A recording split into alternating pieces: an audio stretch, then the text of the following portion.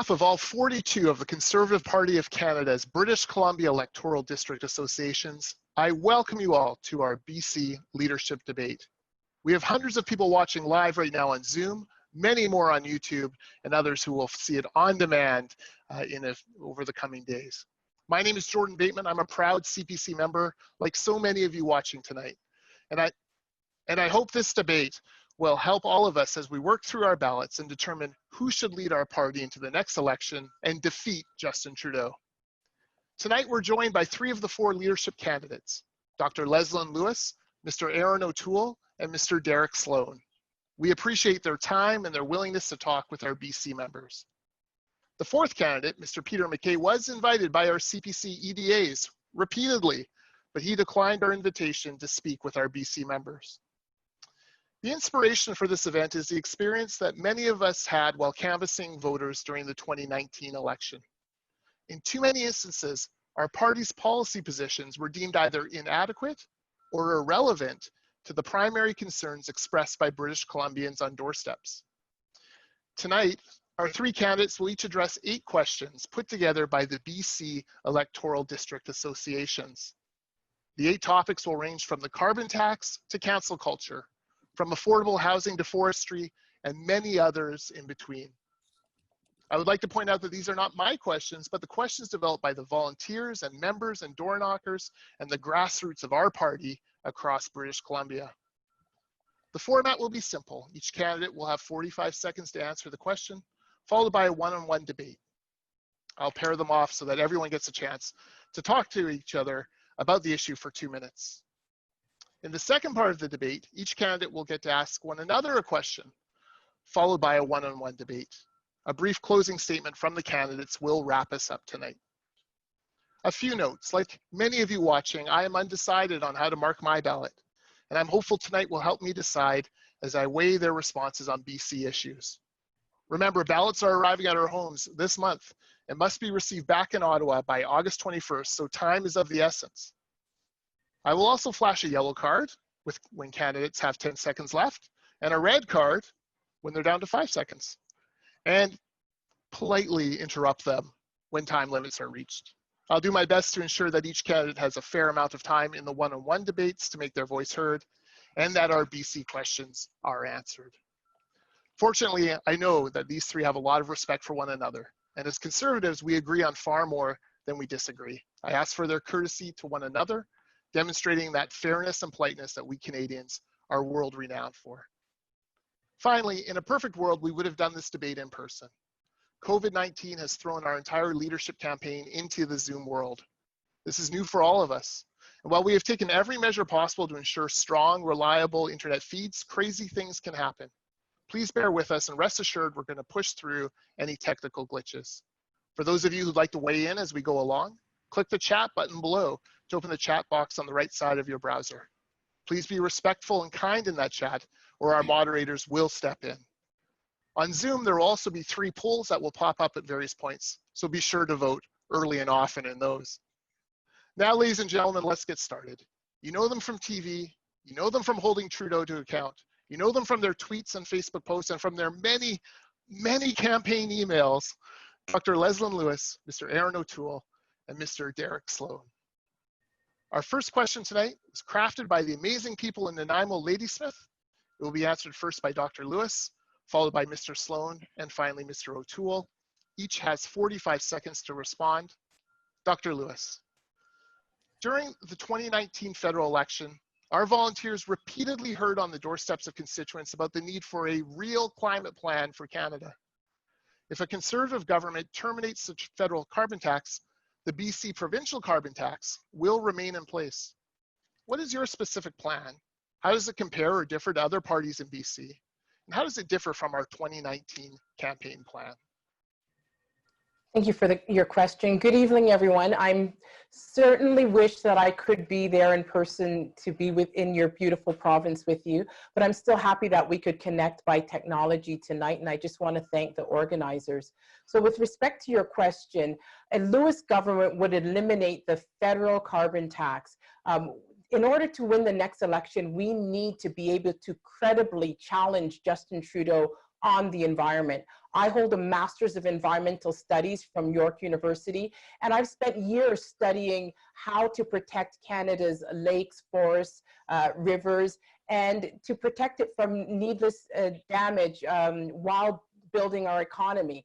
And I have a plan for a greener Canada, and that plan actually creates jobs and positively impacts on our environment in real measurable ways. My plan is to promote responsible natural resource development by including our resources, liquefied natural gas, Thank you, Dr. Lewis. And global emissions. Thank you, Dr. Lewis. I'm going to give everyone a minute on this first one because I know you do want to say hello to our viewers tonight, and so we'll go a little bit further there. Mr. Sloan, the climate plan, a climate plan for Canada, for British Columbia. Yeah, thank you so much for having me here tonight. I'm glad to be here. I made the point in the last election that we have to do more than simply have an environmental plan. We have to be proud of it. And I think one of the things we didn't do is differentiate the ideological underpinning of our plan. And conservatives are not climate alarmists. They're conservationists at heart. We need to have a strong conservation-oriented plan that deals with reducing real waste in the environment. If you're on a diet, you can count calories like the Liberals do with their carbon tax, or you can focus on eating better. That's what conservation is about. We need to have a great conservation plan that deals with cleaning up the water, cleaning up the air, and everything else will take care of itself. If we have some good things in there that actually impact the environment, people will understand we're credible. Thank you. Thank you, Mr. Sloan. Mr. O'Toole, carbon taxes, climate plans. Well, first, Jordan, thank you. Thank to all the BC EDAs.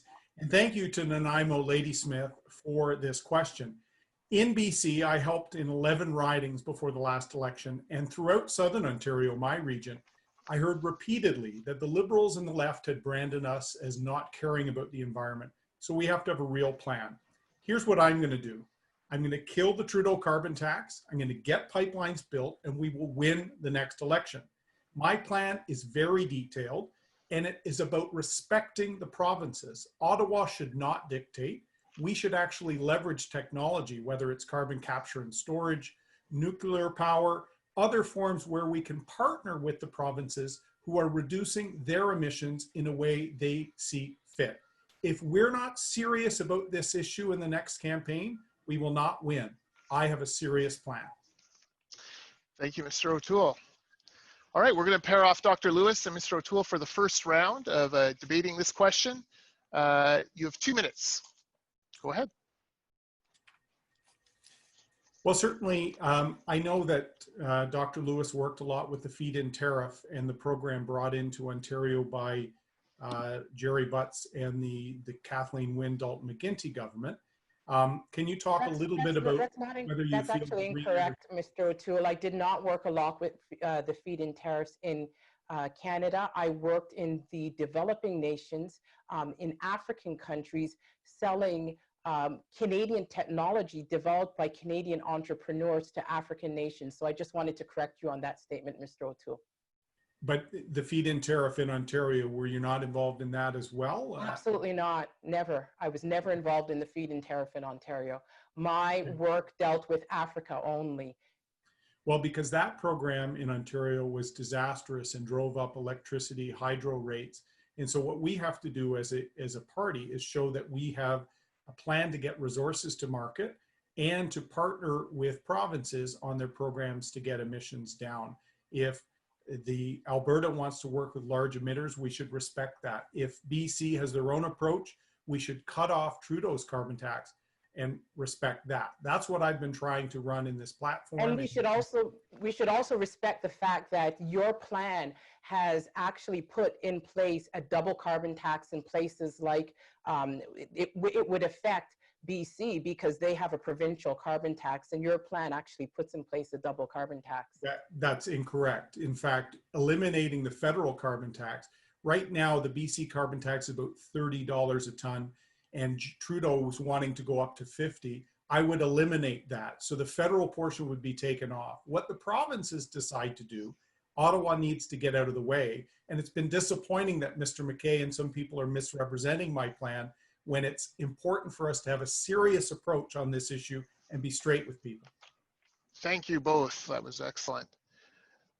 Dr. Lewis and Mr. Sloan, 2 minutes for you to discuss. So, Dr. Lewis, I have a question, and I've asked this question a few times before.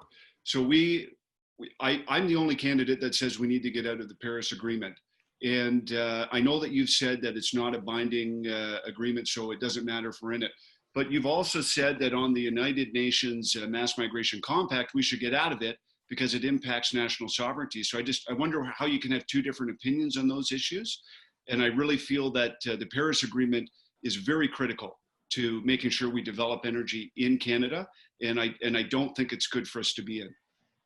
Well, Mr. Sloan, that's a very good question. Thank you for asking that question. I believe that the perils that we have based on our natural resources, the lack of development, have been self-inflicted by provisions such as Bill C-48 and Bill C-69. We can set our own national policies. The Paris targets are self-imposed targets, and they have been set by Stephen Harper, and also they have been supported by Trudeau, so two governments. They're very low targets. They're extremely easy to meet. I believe that it's sensationalist to say we have to pull out in order to protect the environment. That is not true. That is a false statement. We can set our own environmental policies. The United Nations does not dictate the sovereignty of how we operate. We can set our own policies, we can dictate our own sovereignty, and if we have poor national bills and legislation,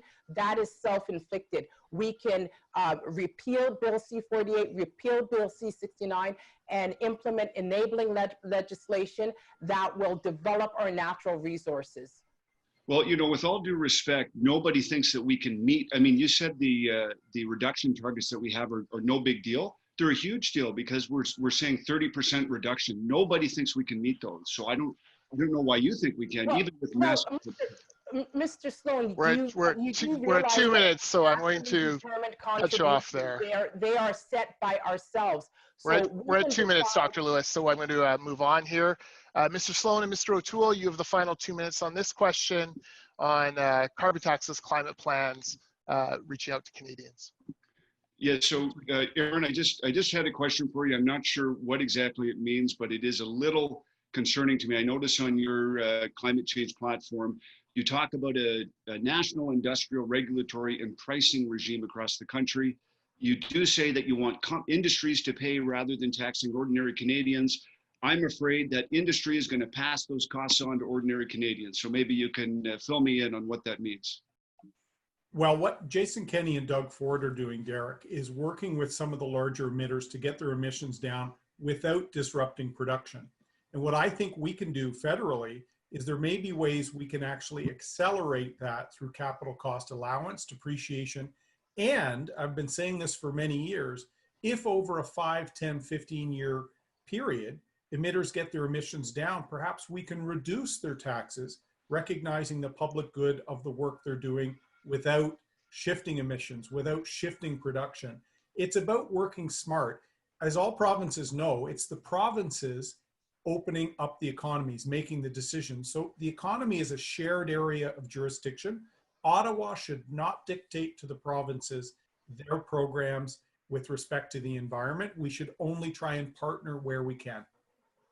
So it's not a carbon pricing mechanism then? It sounds kind of like a carbon pricing mechanism. Am I mistaken? No, it is not. It's working with the provinces that are establishing their regimes.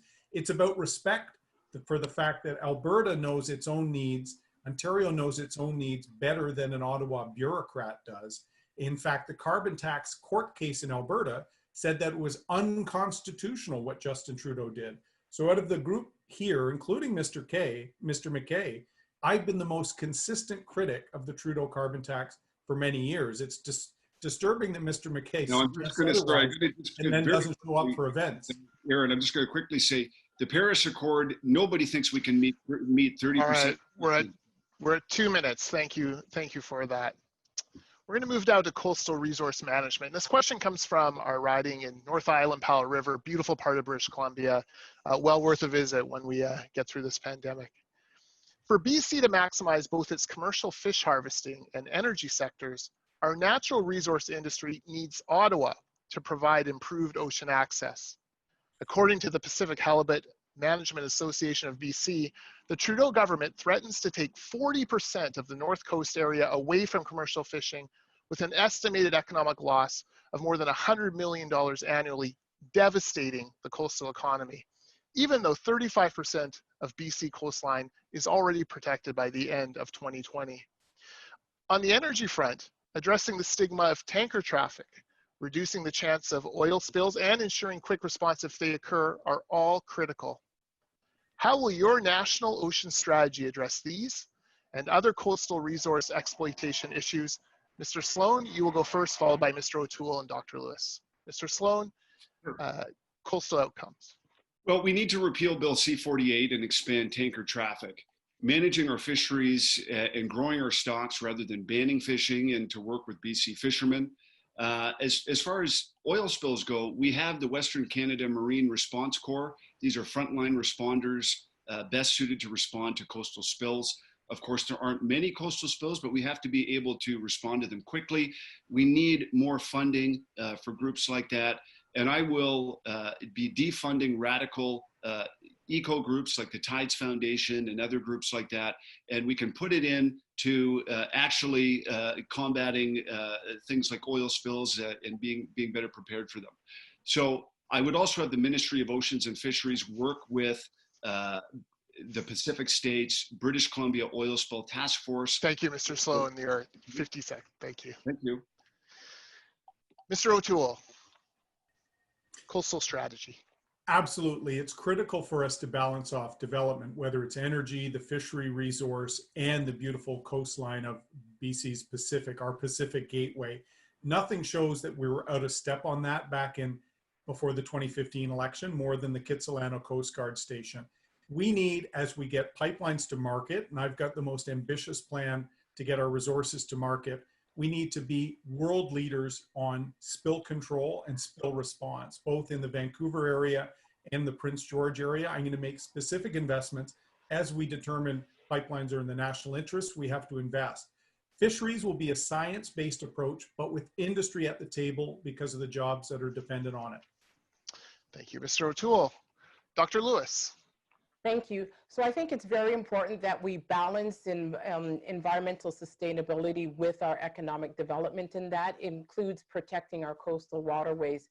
And I think we have to also remember that the oil and gas sector is the most responsible and environmentally friendly on this earth, the Canadian oil and gas sector. And that's a message that the Canadian government should be broadcasting around the world. With respect to the tanker bans, that ban is actually unfair because it does not protect our coastal waterways against American oil tankers, only Canadian. And for that reason, I would repeal Bill C-48 and Bill C-69 and reopen the door to getting our resources to the market in an environmentally sustainable way. And there are appropriate times when we could create marine protected Thank you, Dr. areas. Lewis. Thank you, Dr. Lewis. Mr. Sloan and Dr. Lewis, I'm going to pair you off now for 2 minutes to discuss a national ocean strategy. Okay, well, thank you for that. Listen, you know, I think that what Dr. Lewis said about repealing Bill C-48 is very important. We obviously have to expand on our resource development, both within Canada and on our coastal regions.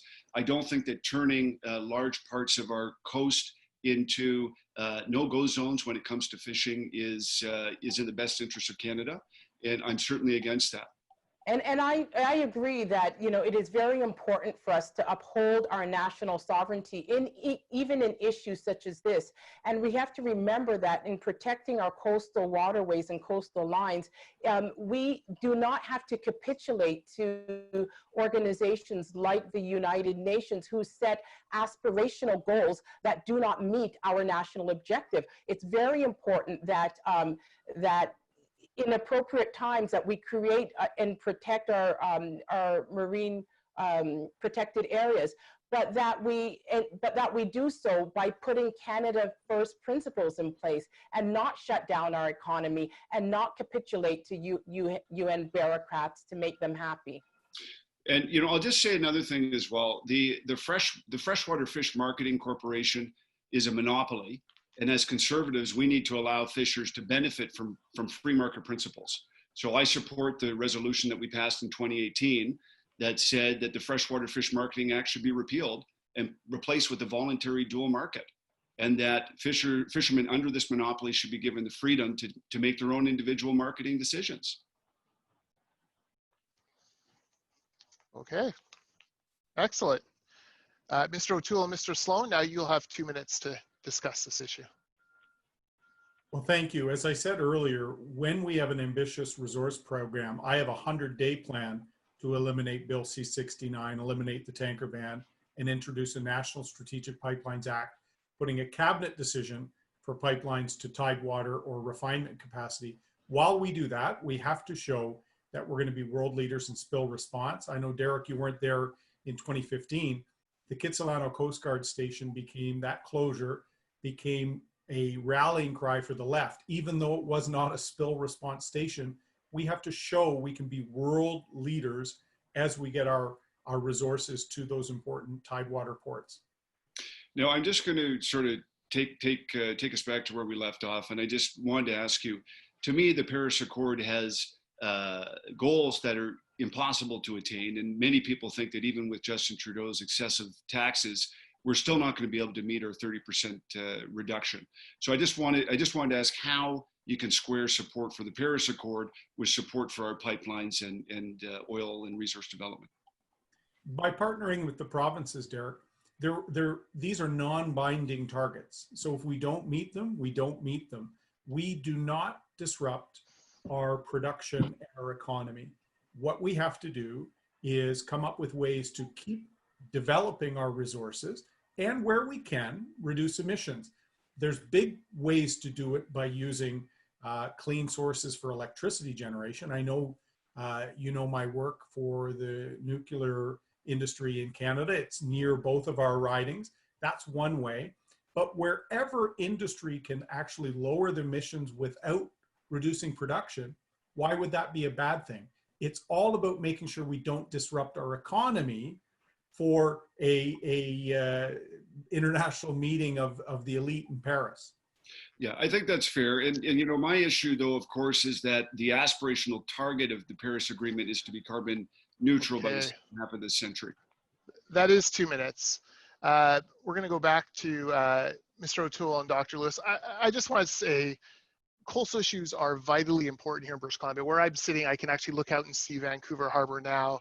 I've been on the oil response teams there when they've been practicing. The National Oceans Strategy is near and dear, not just to Northern British Columbia, but to lower mainland ridings as well. So maybe I'm just going to offer that caveat as I hopefully refocus Mr. O'Toole and Dr. Lewis on this issue. 2 minutes starting now.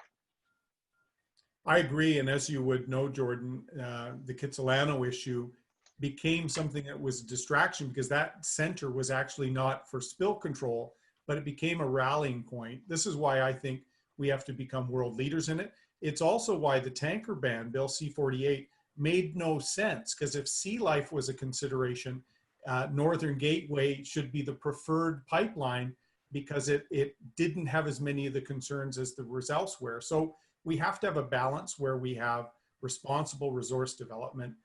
We listen to science when it comes to the fishery, but make sure industry is at the table too. I agree. I think it's very important that we balance economic development with sustainable, economic prosperity with sustainable development, and protecting our coastal waterways is a very important initiative. I think that we have to work with not only Canadian industries, but also US industries to make sure that we have responses that could deal with potential oil spills, and make sure that we have policies in place that will make sure that our waterways are the best protected in the world. One thing I was proud of, Jordan, was part of the Harper government, our Pacific Gateway strategy, enhancing the port and the access to it in terms of the highway as the port facilities were being expanded, the rail, all of that was to make sure that we were benefiting from that Pacific Gateway presence. And I think that is an investment we need to remind voters in the Lower Mainland that not only did we support pipeline resource development, our shipping and cargo traffic to trade deals that we were advancing with Asia and around the world, Vancouver became a centerpiece for that. And I think that will help us claw back some support in the Lower Mainland. And I think it's also very important that we make sure that our legislation is balanced and that we do not have legislation that penalizes Canadian businesses while American businesses are not penalized, such as our tanker ban, which... Sorry, Dr. Lewis. Sorry, I'm very polite in normal life. I would never interrupt you if we were over doing this over a Canadian pop. Let me tell you, but I do want to be sure that I'm being fair to everyone. The next question comes from South Okanagan, West Kootenay, and it's the shortest question, so bless them. With recent mill closures and thousands of jobs lost, how do you plan to support and promote the BC forest industry? We're going to go to Mr. O'Toole first, followed by Dr. Lewis and then Mr. Sloan. Mr. O'Toole, helping the BC forest industry.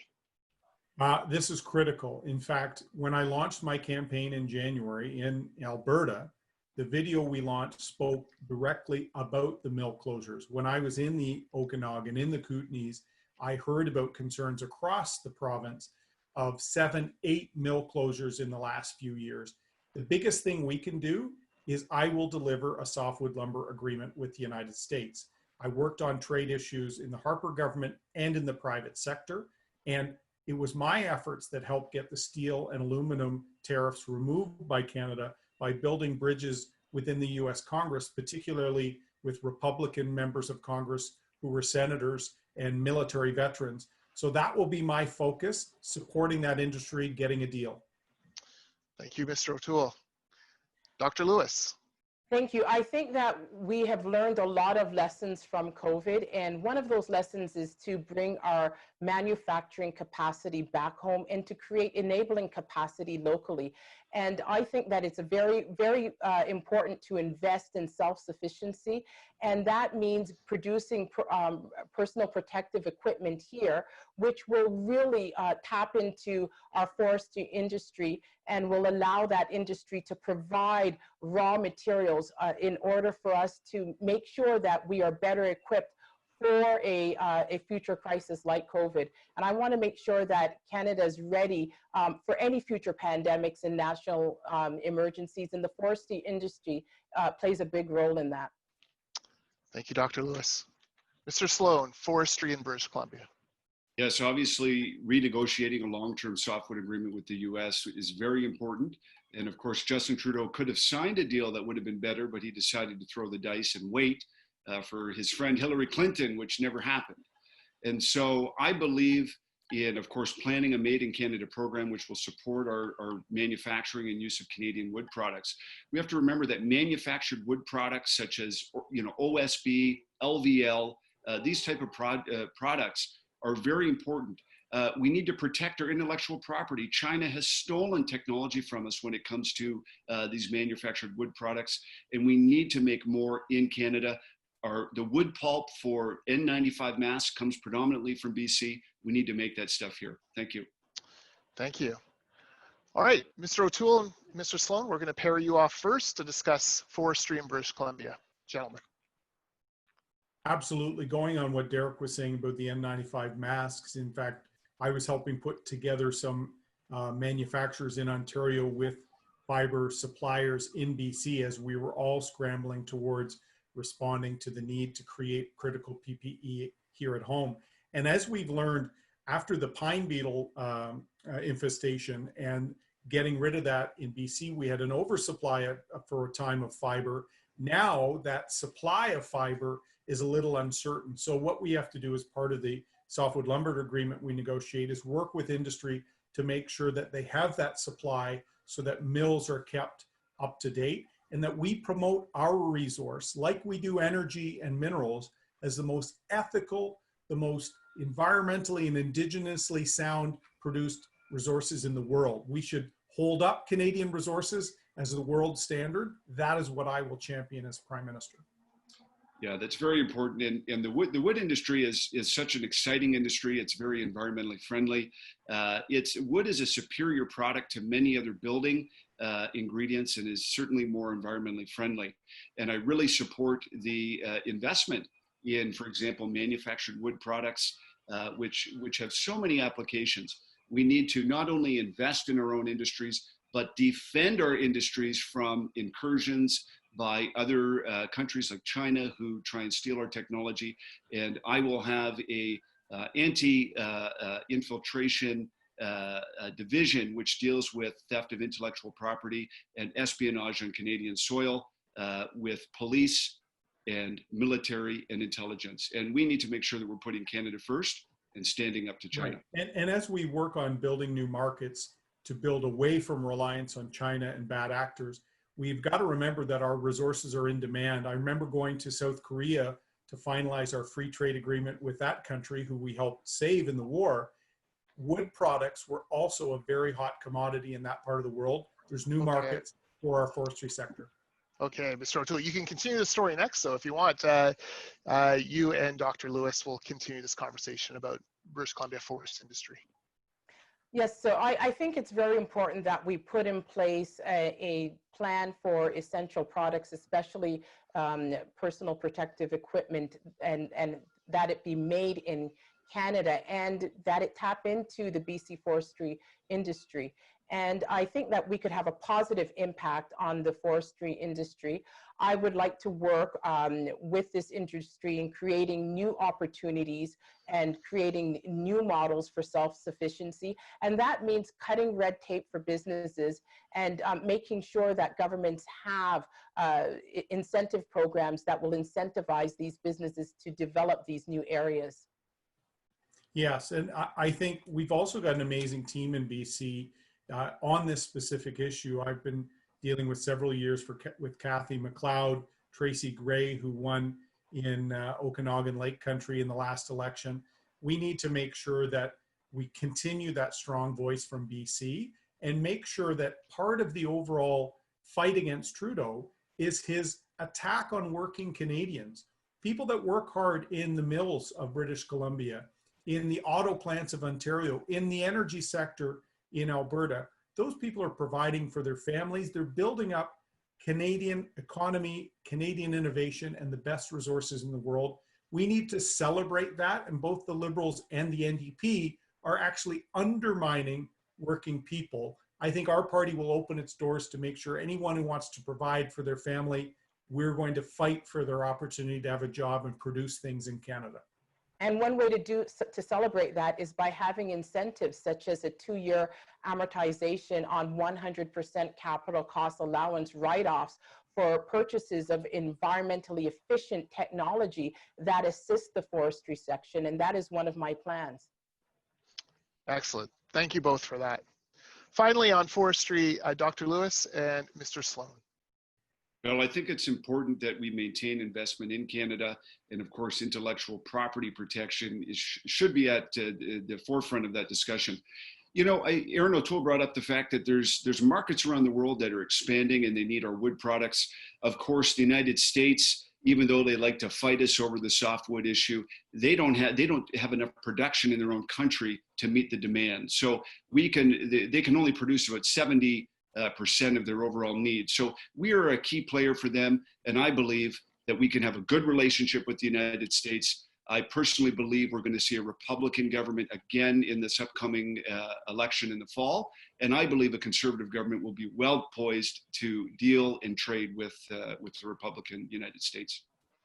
And I think it's very important that coming out of COVID that we recognize that many of the businesses are having financial problems, and that we provide these incentives. We provide financial incentives that will allow them to kickstart and to restart in developing new industries and providing new equipment that will help us to better be prepared for any future pandemics, such as providing necessary protective equipment, such as gloves and such as masks and other equipment that we will need in order to be self-sufficient.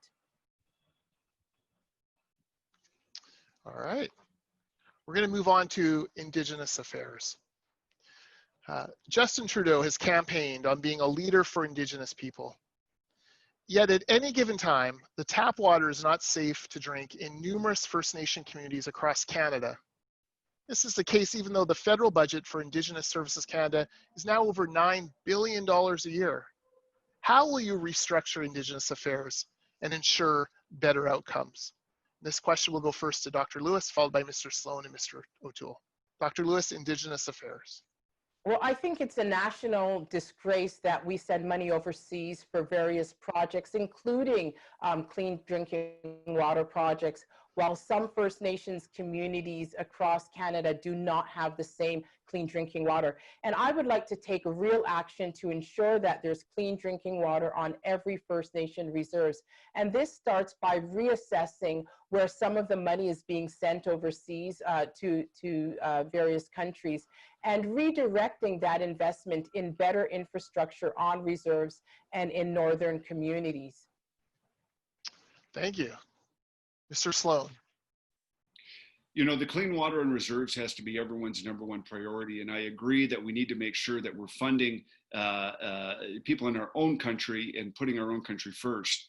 So I also think, though, that we need to revive Stephen Harper's Transparency Act, which makes it possible to determine exactly where funding is going and what it's being used for. I would call for an examination from multiple groups of the effectiveness of all programs on reserves, and would make a clear path for resource development that will benefit the Indigenous population. I also would like to create a sunshine list of sorts that highlights band officials making over $100K per year. I think we need to know where the money is going, and the people on the reserves deserve to know that as well. Thank you, Mr. Sloan. Mr. O'Toole.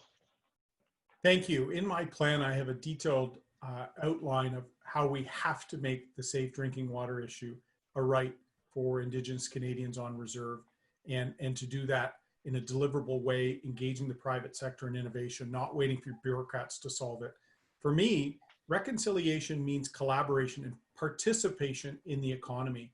That's why the Northern Gateway pipeline was so impressive. 1/3 of it was equity owned by Indigenous Canadians. I've spoken to Chief Dale Swampy, who was not consulted when Trudeau canceled that pipeline arbitrarily. We see left-wing activists using the Coastal Gas Pipeline as just an anti-energy initiative. And who do they hurt? They hurt Indigenous Canadians. Okay, excellent. Dr. Lewis and Mr. O'Toole, I'm going to pair you off first. Before I do, though, just a little bit of context. We do have close to 200 First Nations here in British Columbia, and they run the gamut from anti-development to pro-development. But we have seen a generation of young chiefs and councillors come in British Columbia willing to enter into economic agreements and spread prosperity to their communities. Ellis Ross being one of them, and then Heisla. And Ellis would love the fact that I just called him young. Anyways, Dr. Lewis, Mr. O'Toole, more on Indigenous affairs, especially in British Columbia.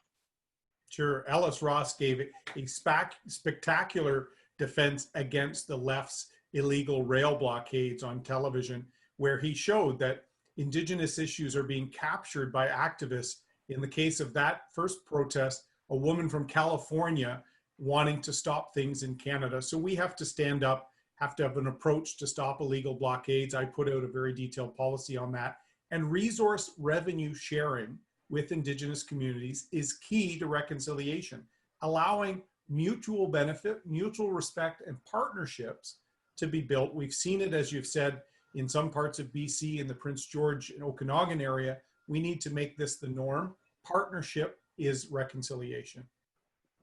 I also think it's very important, going back to the water issue, to make sure that we redirect funds from government bureaucracies and cut waste, and redirect those funds into proper infrastructural programs that will get to the people that need it, and that will reduce on-reserve poverty. I also think it's very important that we find permanent infrastructural solutions to the clean water issue, and that should be our goal.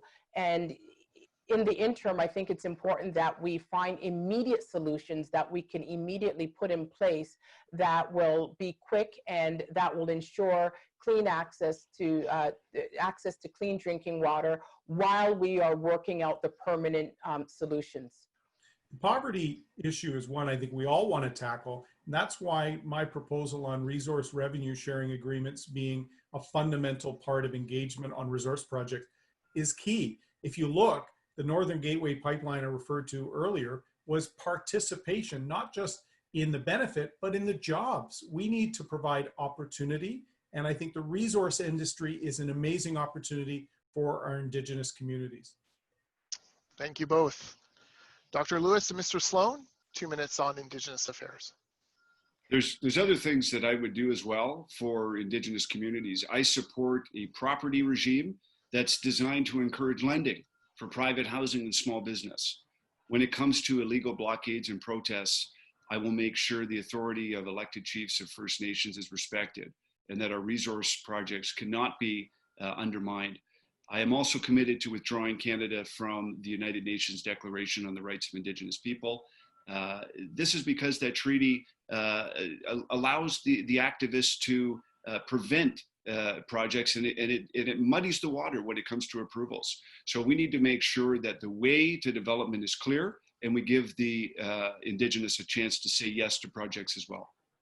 And I think it's very important that we work with First Nations communities to strengthen economic empowerment programs so that we are more engaged in resource sharing initiatives, and we are engaging in public-private partner government initiatives in developing the resources and boosting the economy in the areas of energy, mining, and transportation. I think it's also important that we explore the enabling capacity on reserves, and we looked for ways to modernize on reserve living so that they can have the technical assistance that they need to generate jobs on reserves. Yeah, I think that economic self-sufficiency has to be our first goal. And, you know, we can't have that if our resource projects are continually shut down. And that's because of this out of control protest movement. It's because of, you know, legislating things like United Nations Declaration on the Rights of Indigenous People into law. I will create a commission into looking into some of these radical eco groups that are getting finance from out of country, and their purpose is to shut down our resource projects. We need to figure out where that money is coming from and put an end to it. Thank you, Mr. And I think beyond clean water, beyond clean water, are we finished? Are we? Yeah, I'm sorry, we're finished. We're at okay. We're at 2 minutes. Finally, Mr. Sloan and Mr. O'Toole for the final 2 minutes on the Indigenous issue. As I was saying, I think this is an area where a lot of us agree on resource revenue sharing of some sort, and that has to be the way we build opportunity for all Canadians, including Indigenous Canadians. I agree with Mr. Sloan. The UN doesn't need to tell Canada what to do. We will handle our own affairs, thank you very much. And UNDRIP is unnecessary and actually divisive because it makes some people feel that there would be a veto. And once again, the UN is gamed by the bad players who will never follow the rules anyways, like China. And, you know, people that are following it are not even putting their country first. So we have a duty to consult Indigenous Canadians in the Supreme Court. That predated UNDRIP. We don't need that agreement to tell us how we need to engage on projects with Indigenous Canadians. Yes, Mr. O'Toole there, Erin O'Toole is very right. And we have to be more skeptical about the UN and these things that we're signing on to. We've had long-standing constitutional protections for Indigenous in Canada. UNDRIP is an agreement that really is designed for a country that maybe has no protections at all. And we have these already worked out in our court system. They're important, but we need to make sure we have a path to resource development and a path to prosperity for our Indigenous communities. Yeah, and the Supreme Court in Canada has said that the duty to consult does not extend to a veto. So our own sovereignty, our own judicial system recognizes the extent of the duty and when it ends. And in fact, Trudeau, despite all his symbolism and posturing, he has twice violated the duty to consult when he didn't consult the bands that owned part of the Northern Gateway pipeline. When he signed the Arctic ban in the north, he didn't consult any Indigenous people there as well. So we need to feed him a bit of his own medicine. Thank you both. We're going to move on to question 5. And It's regarding affordable housing. It comes from Richmond Center.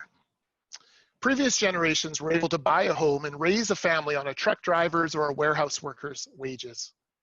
But today, the average working person can no longer realistically expect to buy a home.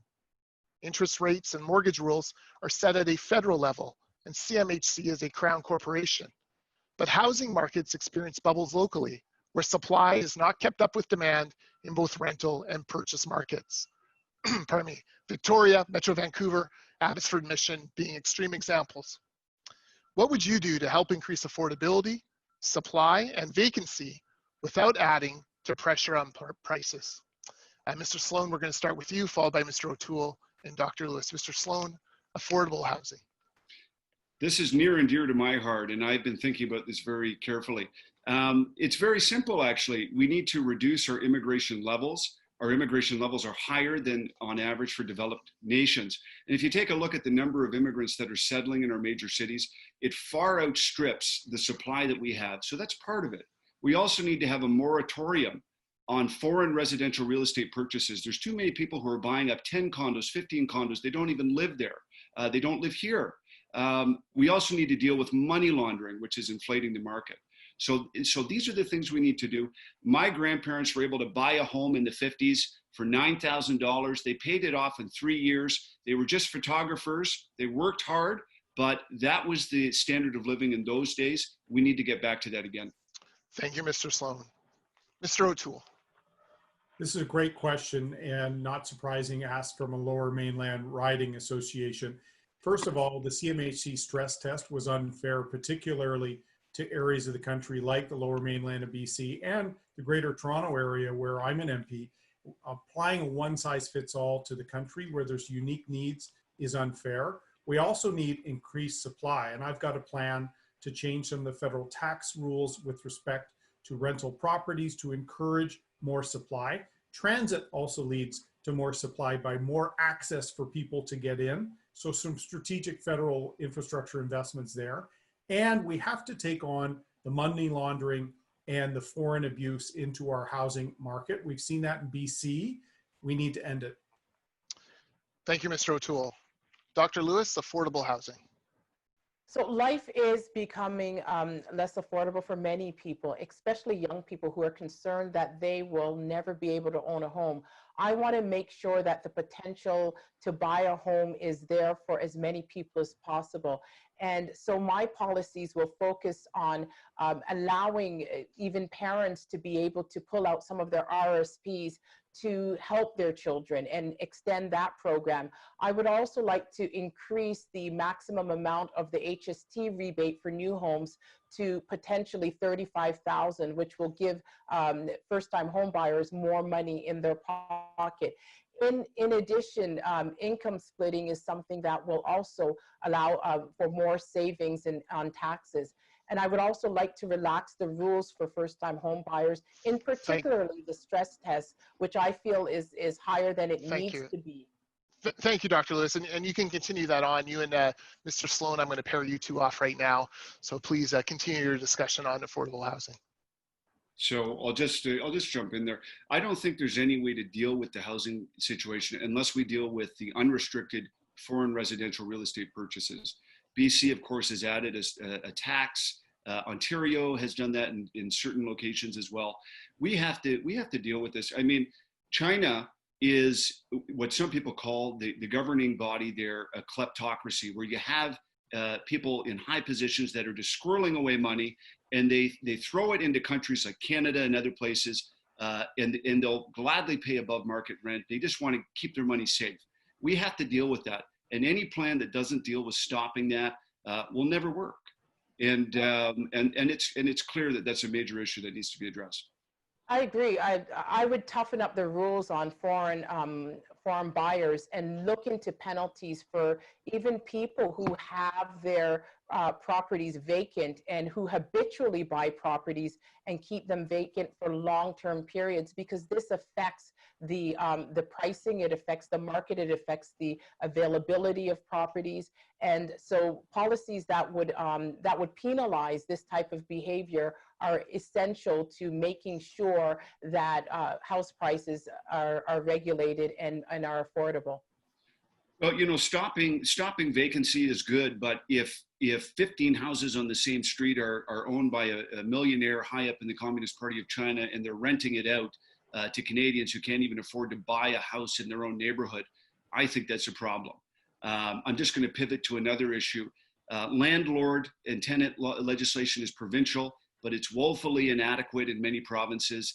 I speak to many landlords all the time who are small business owners who literally have very little recourse. Their tenants have stopped paying rent through COVID, and they have no recourse. So we need to work with provinces to make sure that we even the playing field there. All right. On to our second pairing, Mr. Sloan and Mr. O'Toole, affordable housing. Thank you. I agree with a lot of what Derek's saying about restricting the ability for particularly officials from the Communist Party of China to not only buy up real estate as a safe place for their money, the kleptocracy he talked about, but also it's been documented, the money laundering that's even touched the casinos in British Columbia. We need to make sure that the RCMP and FINTRAC work very closely to root out this. I've also recently said that I'm going to put a ban in place on any former public officials for taking jobs with state-owned enterprises or the Communist Party-led projects once they leave office, because I do think Canadians have to be aware of not just the impact on our housing market, but also the influence that's happening, particularly in parts of the Lower Mainland and in parts of the GTA, by active influence operations from the Communist Party of China. I'm glad Erin touched on that because it's such an important issue. We have to, China knows that they can undermine our democracy by essentially paying us off. They know that, and they do it. So we need to make sure that we have an anti-infiltration unit that looks at the ways that Communist Party of China agents are actively seeking to cozy up to politicians and others to influence Canada to act in a way that benefits China. So these things are very important. I'm glad that Erin mentioned that. I, of course, have a plan as well to deal with state-owned enterprises, preventing them from buying our resource projects and other things. But dealing with the real estate issue, I am confident if we put some time into this and some data into this, we're going to see that massive amounts of money from China and from crime are going into real estate. We need to know what's happening and put an end to it. And I think, as I said, the stress test and some tax changes to provide more supply will also help the acute crisis faced in the Lower Mainland of BC.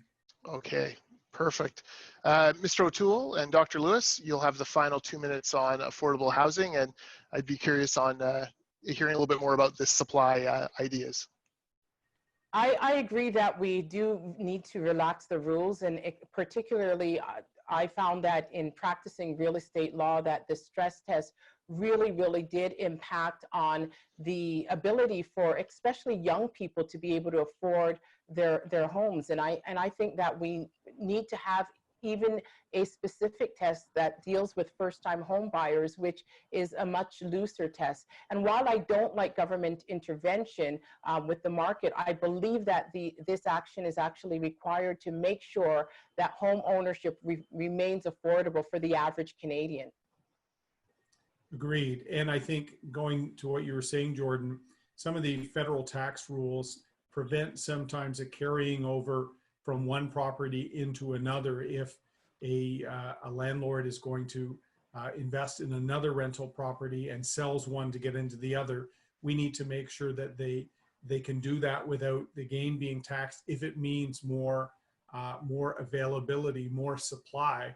In my province in Ontario, there's also looking at some of the green space around the GTA. The Ford government's doing that. Those are provincial decisions. But how can we work with the provinces to make supply part of the equation here? Because the demand is there clearly, and there's not enough supply, and that's why the price has been so astronomically high in Vancouver especially. Take out some of the foreign money adjust the stress test, and provide more supply, plus a little bit of transit so folks can commute from a little further out into the sort of Fraser Valley type area. That will allow more options for the acute challenges in the Lower Mainland. Excellent. All right, we'll stop you there. We're going to move on to money laundering, and we can talk a little bit more about some of the issues that we discussed in the previous question. This question comes from Vancouver Centre. Organized crime is a serious problem. A few years ago, Quebec had its Charbonneau Provincial Inquiry into construction industry corruption. And today, British Columbia has the Cullen Commission inquiring into money laundering in casinos, real estate, luxury goods, and beyond. This dirty money is reportedly inflating home prices, fueling both drug and human trafficking, as well as counterfeit goods. Given that the CRA, the Bank Act, FinTrack, CBSA, RCMP, and coordination with Interpol and other state agencies all lie in federal hands, what concrete steps will you take to curb both corruption and money laundering, and would you nationalize provincial efforts into a federal royal commission? We'll start with you, Mr. O'Toole, and then followed by Dr. Lewis and Mr. Sloan. I think here, less than a royal commission, which is more study, we know some of the problem now. And in fact, Parliament has looked at the money laundering and the terrorist financing aspect, both from a CBSA, RCMP, and FinTrack standpoint. And BC has been a hub, as I said earlier, with the casinos and with the housing market. We also find particularly the money laundering from Communist Party officials is also influencing a wider crisis, including the opioid crisis in BC. So there's been an influx of some of these bad actors and money laundering from parts of Asia, and we have to work with the BC authorities and with law enforcement to root it out and call it out. Thank you. Dr. Lewis, money laundering.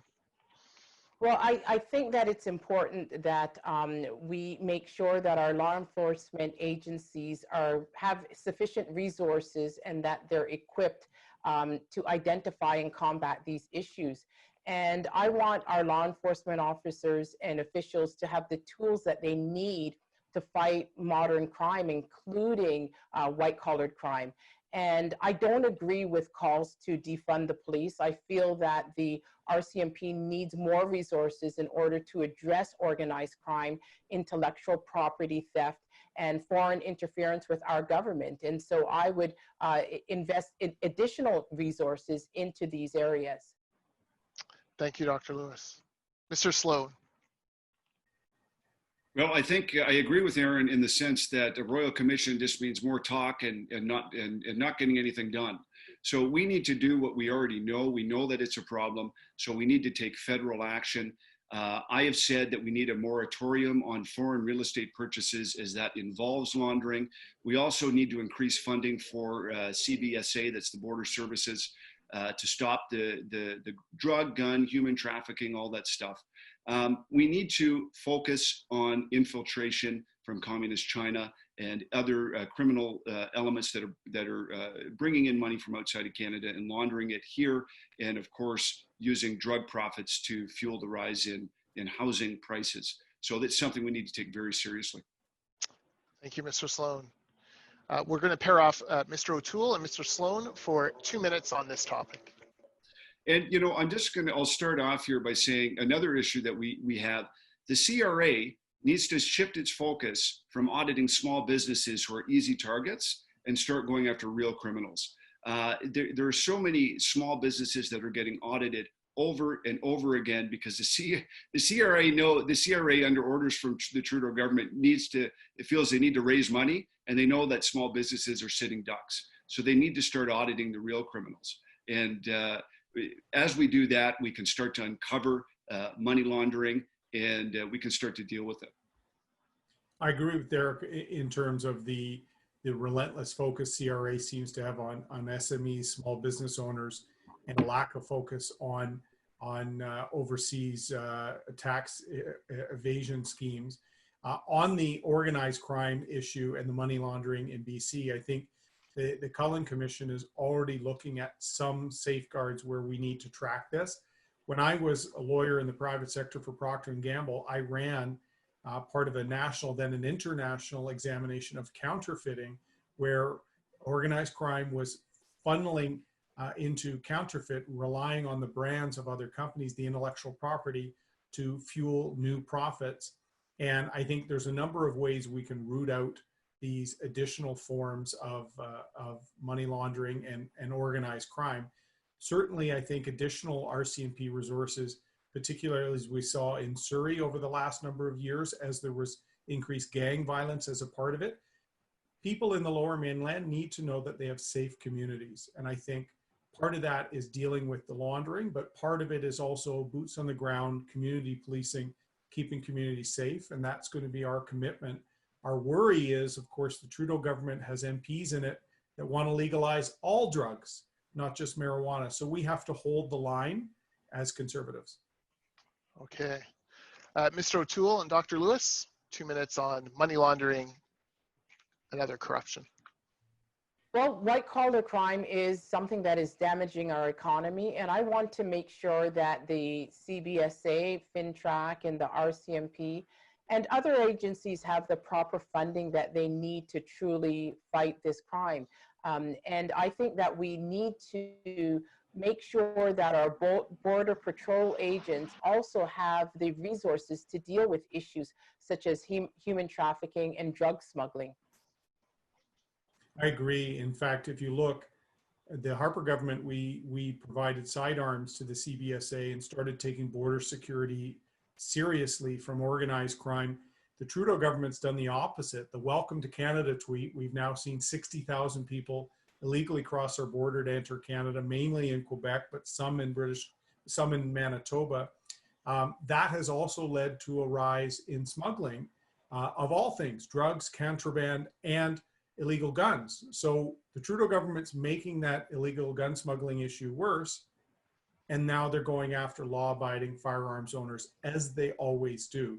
So I think as Conservatives, we have to show we're going to tackle the real problem, whether it's money laundering, organized crime, the porous border that Trudeau has allowed to happen. We need to fix that, focus on the criminals, and make sure that we reverse the unfair measures advanced by Trudeau in the Order Council and in Bill C-71. Agreed. Border Patrol agents need to have sufficient funding, especially to deal with the illicit firearms that are coming in our country. That is the real problem. The law-abiding firearms owners are not the problem. The problem is dealing with the illicit guns that are coming across our borders and the lack of resources that our Border Patrol agents have. Thank you.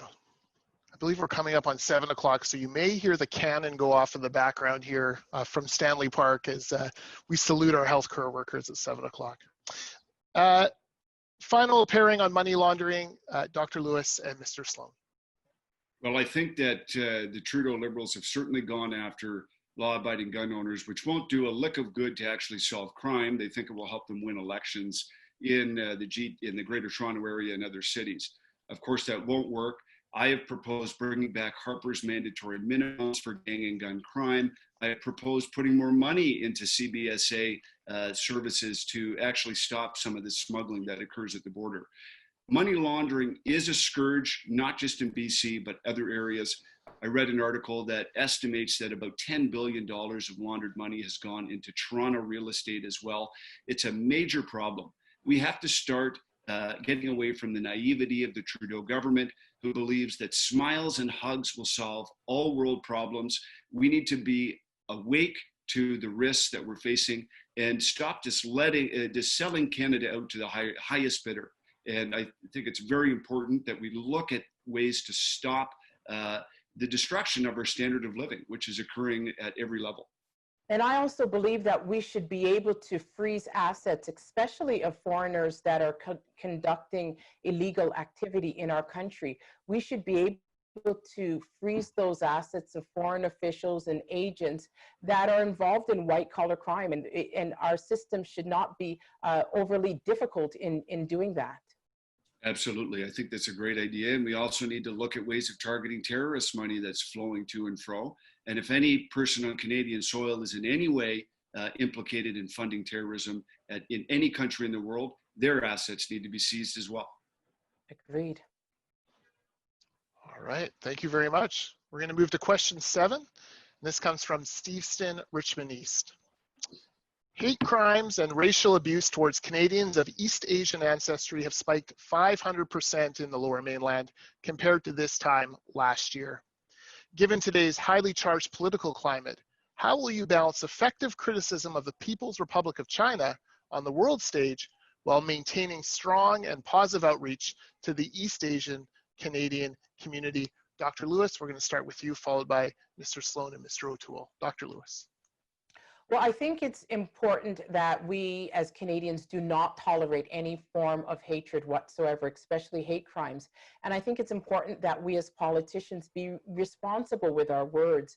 And it's important that we separate the Communist Party of China from its people. We must not associate Canadians of Chinese descent with the Communist Party of China, because that could fuel hatred against innocent people. We need to stand up as an example of a democracy, and we must call China out when it engages in repressive tactics to its citizens. I believe in fostering a relationship of mutual respect with our trade partners, but I believe that we also have to be firm in standing up for Canadians' rights. Thank you, Dr. Lewis.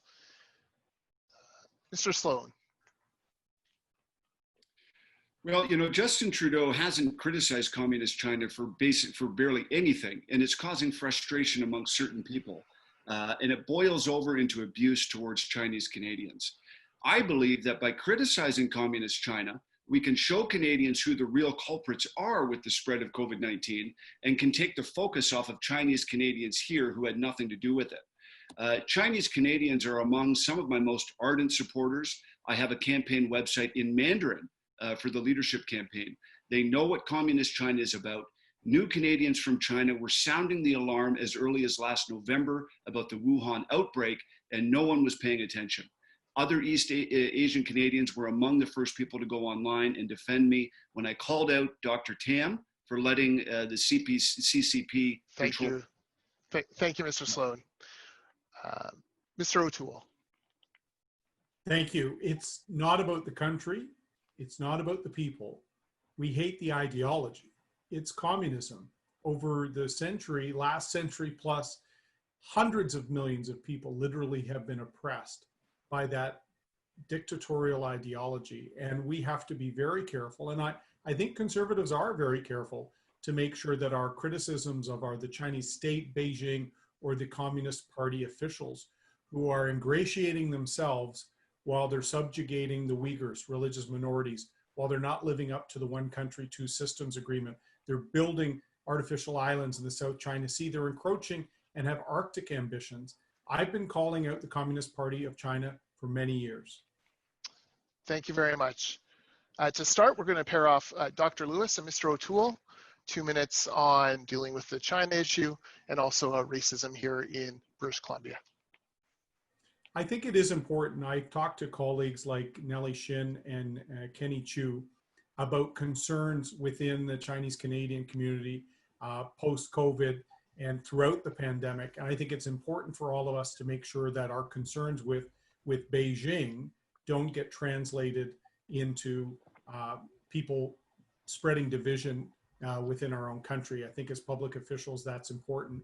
I do think we also have a key role to make sure that the closeness the Trudeau government tried to build with the Communist Party of China is pulled back from in a dramatic way. Well, and I think it's very important that we recalibrate our entire relations with China, not just how we deal with them as democratic, in a democratic sense, but also our trade relations. And I think it's important that we demand fair play from China and we stand up for ourselves. And that is the only way that we're going to gain respect in the international community. And I think that we have to set an example for democracy, and we do have to call China out when we see that they are acting in ways that are very repressive to their citizens. And 2 years ago, I asked Justin Trudeau in the House of Commons about the Communist Party's manipulation of the World Health Organization. They were excluding Taiwan from pandemic planning, a country that had worked with Canada on the response to the SARS crisis. So we have to call out that the Communist Party has manipulated UN agencies. And as a result, the response to COVID-19 has been slow. The Chinese regime covered it up. And it's up to Canada to work with our allies, including the US, the UK, Australia, and others, to make sure we hold these institutions to account and that we start looking at China the way it acts, not the way Justin Trudeau thinks it is. Yes, and I think all right. Actually, Dr. Lewis, I'm going to reset the clock to 2 minutes and put you and Mr. Sloan in, but go ahead, 2 minutes. Well, I think here again we need to look at the fact that Chinese agents of espionage are operating on our very soil, and we hear reports of Chinese Canadians who are protesting against Hong Kong and protesting against communist China advances, and they're threatened on our very soil here. So I want to make it very clear that we will put together an anti-infiltration task force that actually investigates the CSIS reports that are telling us that this is happening and does something about it, that arrests these people and gets them out of Canada. Again, we know that China is controlling, for example, organizations like the World Health Organization. We have to stop funding these organizations. We need to reduce Chinese influence, be aware of the fact that they're trying to buy off business leaders and even politicians in our very own country and stand up against it. That is my commitment to you. I think the U.S. has set a good example in freezing the assets of top Chinese Communist Party officials and their relatives. And I think that Canada should follow that example if it will foster a more respectful relationship, a relationship of mutual respect between the countries. And one example is that we should be requesting the release of Michael Korvig and Michael Stavor, or at least allowing them to have bail. We've treated Meng with great dignity. She was allowed to live in her multi-million-dollar mansion in Vancouver, while the two Michaels are living in a dilapidated cell. And so we should call for that mutual respect between the countries. Yeah, that's a good idea. I don't think it will happen. We need to start arresting some of these agents and start playing hardball when it comes to getting the two Michaels back. All right. And finally on this question, Mr. Sloan and Mr. O'Toole. I'll just start again here by saying that when it comes to dealing with Chinese influence here in Canada, we have to stop these front groups that are recruiting students on campus. We have to stop the threats that they're giving towards students on campus. We need to make sure that we block Huawei from building our 5G network. And we also have to make sure that we send a clear signal that we support democratic nations like Taiwan, and that we will be divesting our trade relationships and making new friends in Southeast Asia. Well, Derek, as you probably know, I've been pushing on a lot of those things over the last number of years. And the first defeat Justin Trudeau had in the House of Commons, you remember, probably one of your first votes, was when we beat Trudeau and established a new parliamentary oversight committee for Canada-China relations. That was my bill. And so we need to fight Trudeau again and reverse the decline we've had and stand up for the two Michaels. I've been doing that and suggested, Dr. Lewis referred to sanctions the US have brought in. I've suggested bringing Magnitsky sanctions if the two Michaels aren't released within 60 days of a conservative government.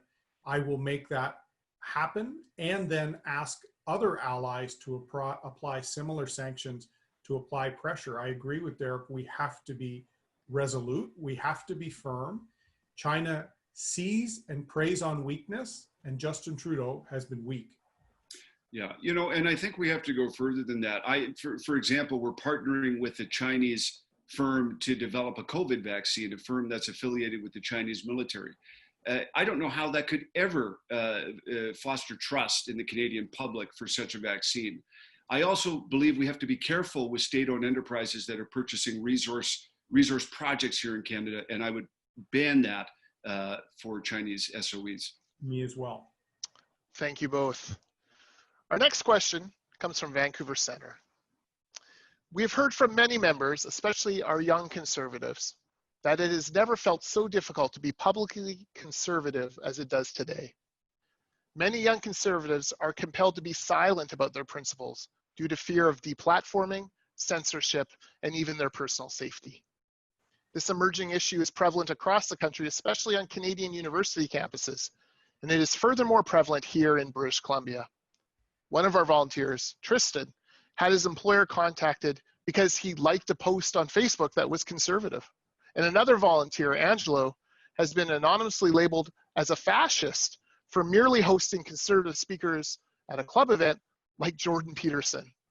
What will you specifically do to protect and uphold freedom of expression and turn the tide against cancel culture? We're going to start with you, Mr. Sloan, followed by Mr. O'Toole and Dr. Lewis. Mr. Sloan. Well, I'm glad to be able to answer this. And I too was involved with the group that brought Jordan Peterson to Queen's Law School when I was a student there.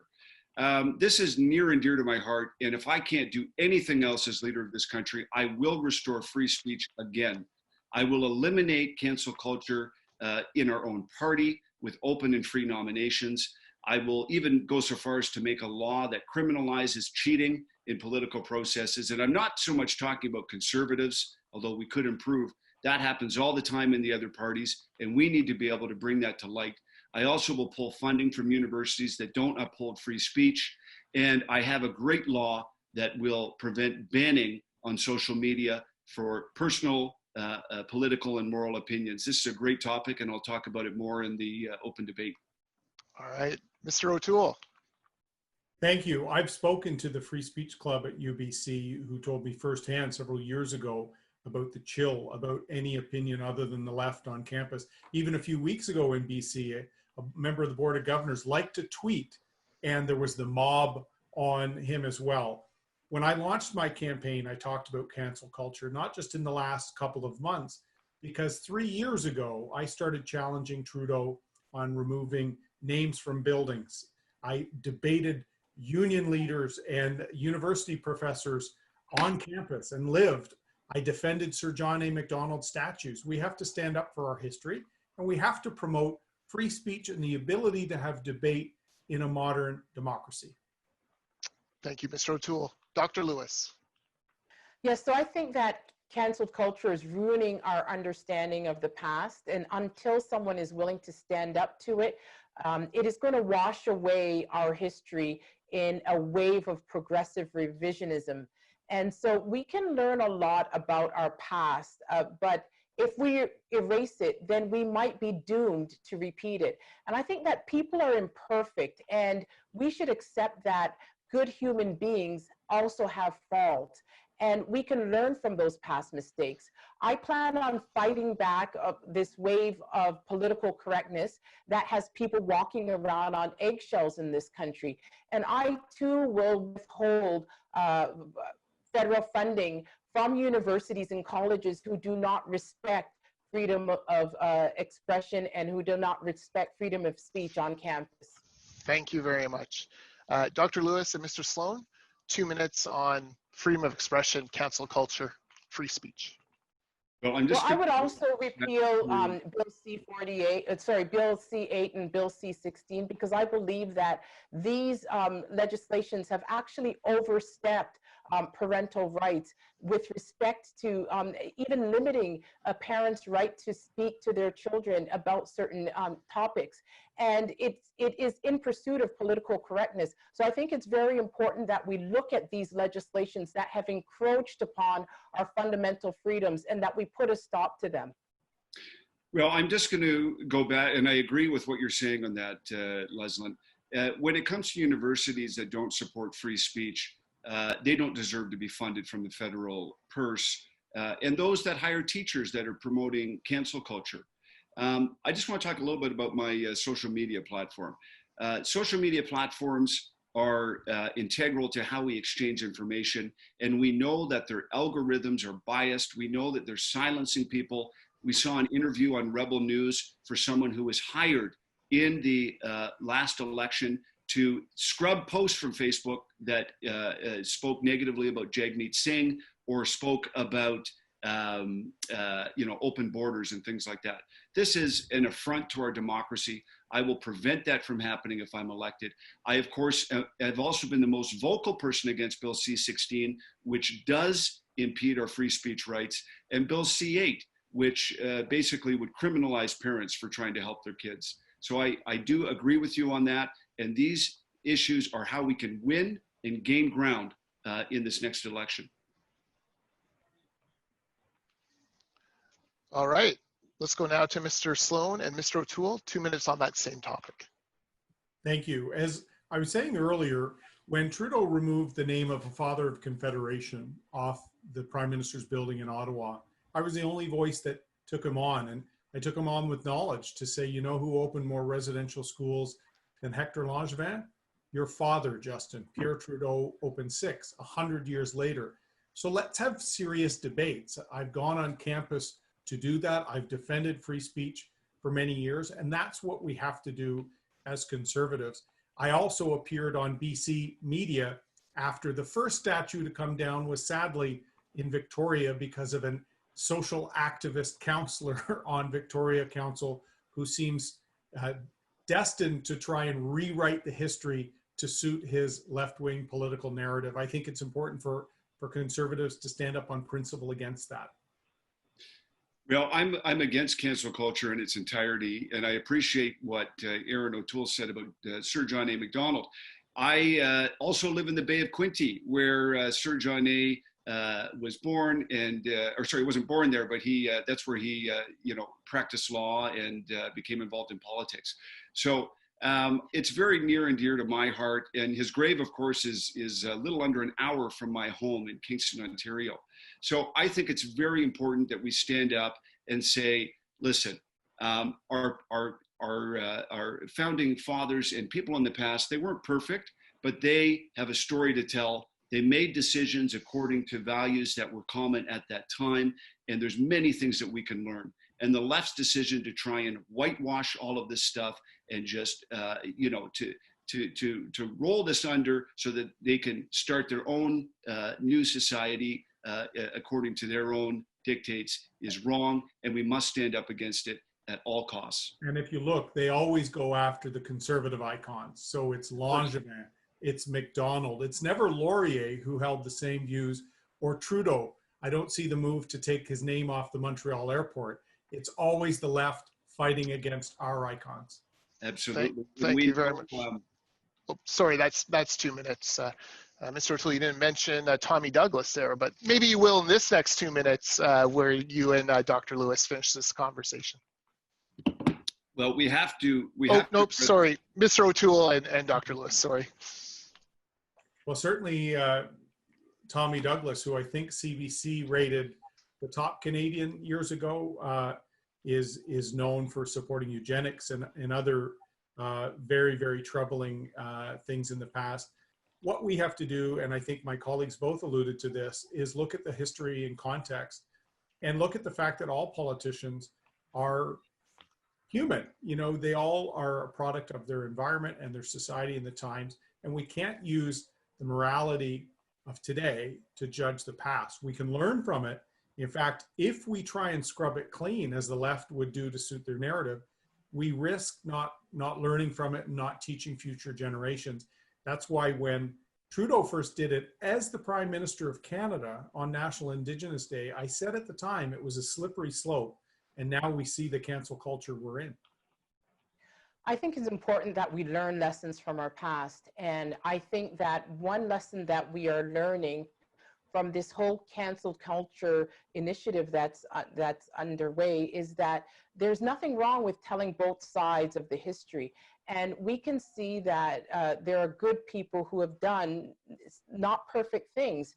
And history is about telling the stories of the victors. And sometimes it's important to tell the stories of the conquered and the oppressed peoples also. And so I think that it's important that when we see a statue of one of our founding fathers that may have advocated for residential schools, I think that it's important that we look at that and we say, well, what are the stories of the people that were in residential schools? But I don't think that it's the right approach to erase one side of our history because we've had imperfect leaders. Yeah, I agree. And what's interesting is when you actually engage the left on a fight, who ended residential schools? Mulroney. Who created the reconciliation apology? Harper. Our record in modern times is actually better than the Liberals. Thank you very much. We're going to move now to the second phase, but before we do, I just want to say thank you to all three of you. You've been excellent in respecting the timelines, and in fact, we're running ever so slightly ahead of schedule. And given the news today, the fiscal update, and I use that term loosely, that we've now are headed towards $1 trillion debt, $343 billion in deficit. I thought I might give you each 60 seconds just to talk about, like, how are we going to get out of this hole that Justin Trudeau has dug for us? I know this, you weren't prepped for this beforehand, but I'm sure you've been thinking about it all day long. How do we get out of this this fiscal mess that Justin Trudeau has left for us? And I'll start with you, Mr. O'Toole.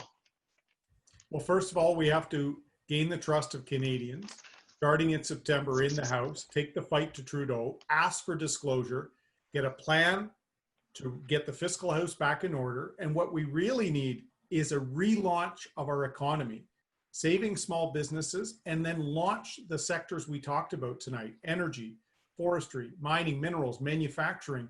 We need to fight for better deals for our aluminum sector, the refinery and smelter in Kitimat, the steel mill in Sault Ste. Marie or Hamilton. They've all been getting bad outcomes from Justin Trudeau, including no softwood lumber agreement, as we talked about earlier. We need everyone to have a job if they can have one, to provide for their family. If we get back to full employment and tackle the overspending of the Liberals, then we can get back on a path to prosperity. It's $343 billion deficit.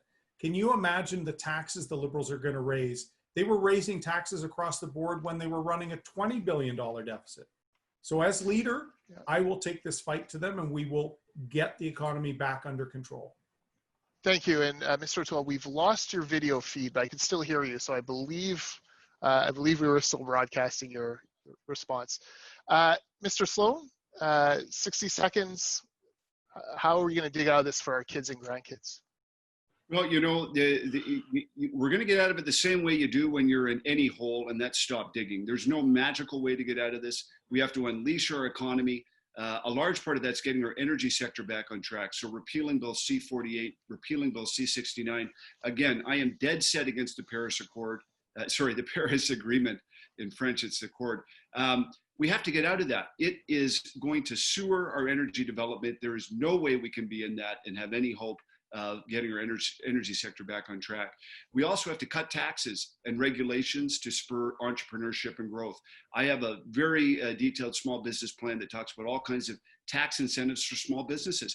I'm a former small business owner. I started, operated, and ran my own business for several years. I know what it's like. I know what the red tape issues that we have. This is what we have to do. We have to look at unique funding options, crowdfunding, promoting our own capital markets here in Canada. I have a great plan for that. Thank you very much. And finally to you, Dr. Lewis, $1 trillion debt. It's hard to believe. Thank you. So I think a part of the problem why we're in this situation is because we didn't have a costed impact assessment for COVID. And although we were in a crisis situation, it is something that our finance department is supposed to do. So we would have had a more long-term plan. What we do need now is we need a long-term plan to phase out our deficit and to get us out of this hole. And the only way that we could do that is by upping production and unleashing policies that will encourage investment and get people back to work. I think we need to kickstart our economy by stimulating small and medium-sized businesses, which employ over 80% of all Canadians. And that means that we have to cut the red tape and make it easier for businesses to function and to take chances on people again. I think with that, we also have to adopt the Canada First strategy in manufacturing our own supplies and our own medical supplies, such as gloves and respirators and masks, and providing incentives for corporations to transition to that. Thank you, Dr. Lewis, and thank you all three of you for indulging me, indulging this old fiscal conservative in that question. It's going to keep a lot of people up at night thinking about how to do this. For this second period, every candidate will get the opportunity to ask another candidate a question of their choosing, followed by a brief discussion. The question is limited to 30 seconds, the answer to 60 seconds, and then a 90-second debate following that. So the first person to ask a question is Dr. Lewis, and she's going to ask Mr. Sloan a 30-second question. Dr. Lewis. Well, Mr. Sloan, leadership races can be very divisive, and I'm just wondering about what is your plan to unite caucus after this leadership race? Good question, thank you. Well, you know, I believe that the results of our leadership voting, being as they are a ranked ballot system where, you know, over half of the party has to agree on a particular candidate through several levels of voting. I believe that that will result in a leader that is broadly accepted and respected by the membership. I believe, of course, in the Conservative Party that I know as a caucus member is one that always plays well as a team, and they will rally around the leader that is chosen by the membership. So I'm confident that that will be the case, and I'm looking forward to see the results. Thank you. And then two of you have 90 seconds to debate this. Well, Mr. Sloan, it's, you know, I think it's a very unfortunate situation that there are a number of caucus members that were attempting to push you out. And so I see that it might be a very difficult issue for you to be able to unite caucus members that were initially trying to exclude you from being a part of the caucus. And so I'm very curious about how you're going to just deal with that issue. Well, that was of course based off of comments I made on Dr. Tam. I said that she should be fired. Of course, it had nothing to do with her background. It had to do with her performance as our Chief Public Health Officer. I continue to stand by those comments, and I'll say it again, Dr. Tam should be fired. Since that time, my comments have been vindicated through many sources. And I will say, actually, Erin O'Toole didn't ask me to say this, but I will say that he defended me repeatedly on that front, and I want to thank him for that.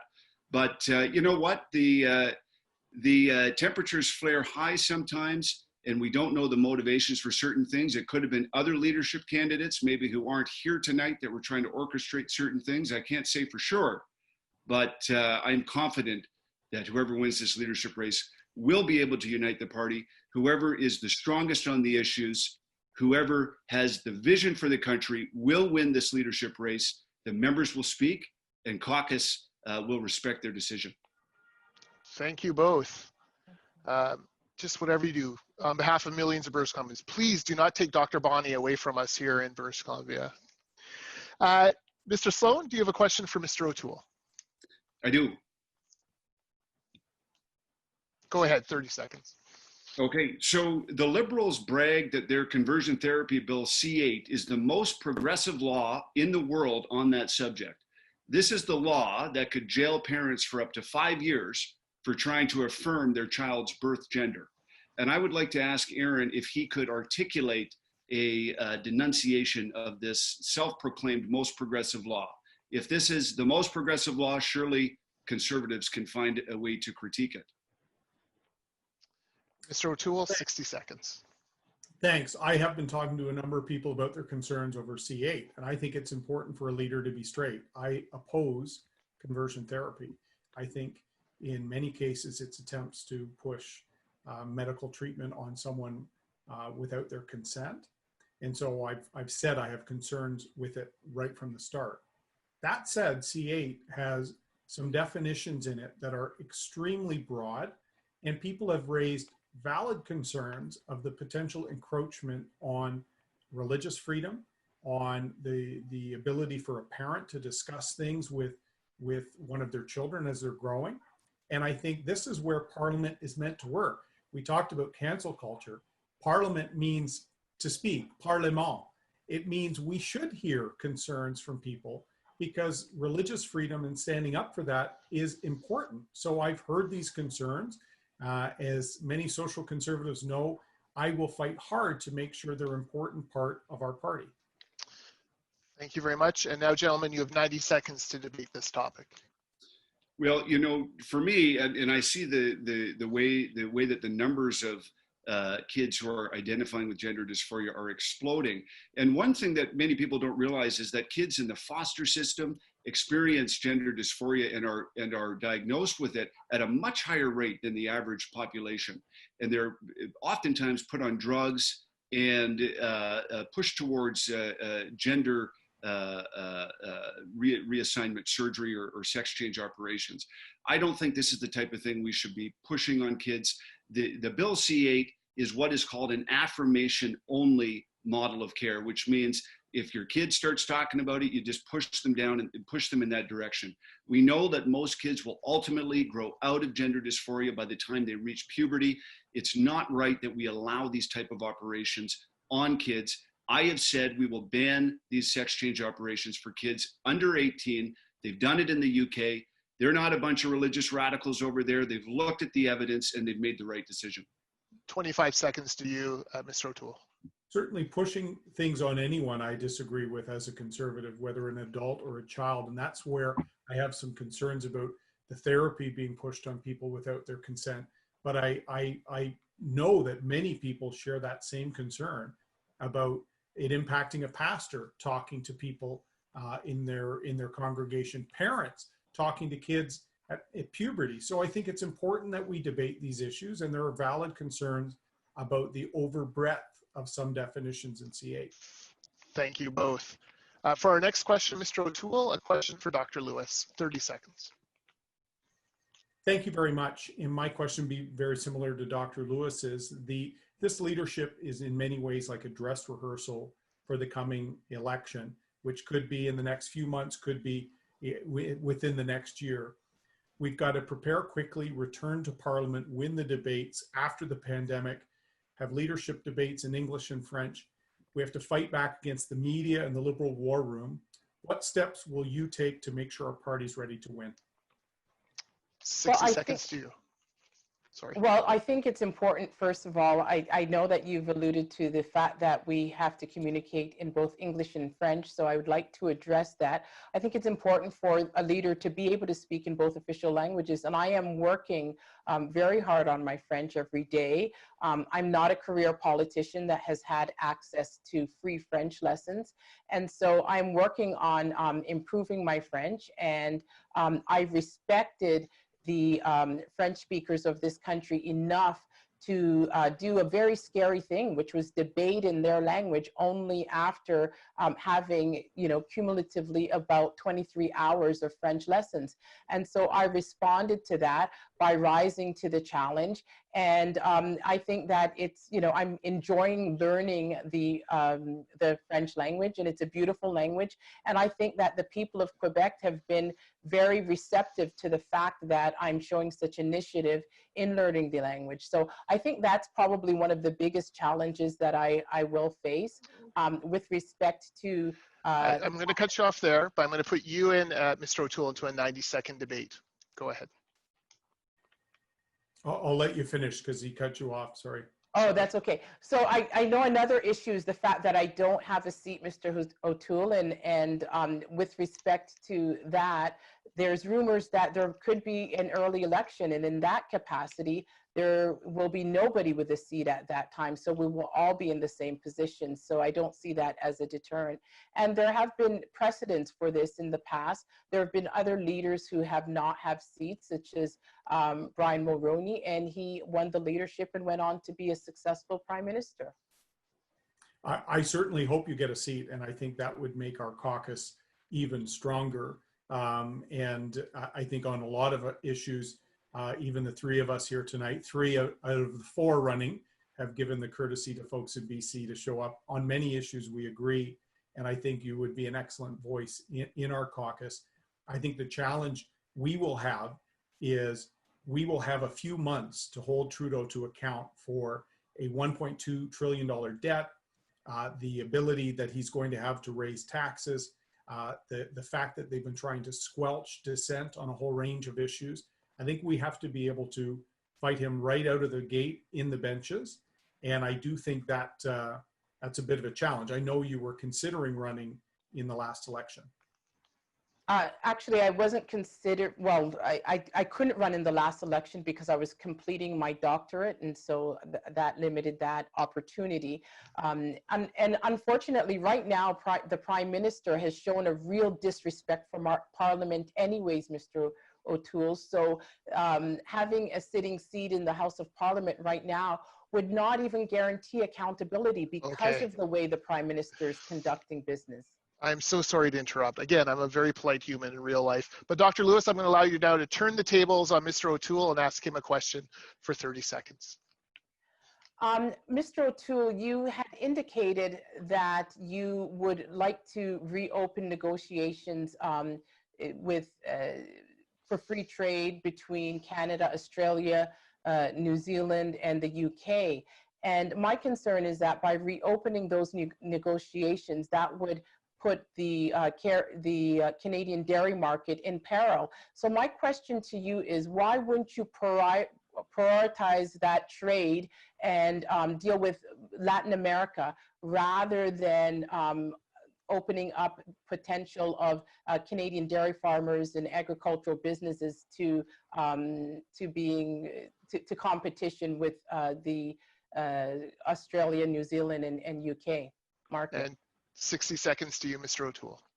Well, first, the CANZUC, Canada, Australia, New Zealand, UK, they are our closest allies. They're 4 of the 5 Eyes allies. They're Commonwealth partners. We share the same sovereign, the rule of law.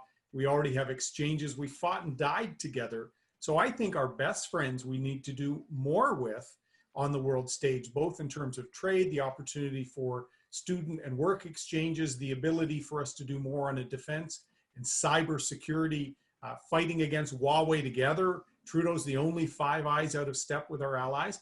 And look, we already have the Trans-Pacific Partnership. The issue with respect to milk has been solved with Australia and New Zealand in the Trans-Pacific Partnership. So that's an issue that's being put out there really to stop us from doing, I think, the most important trade agreement we could have in the modern era.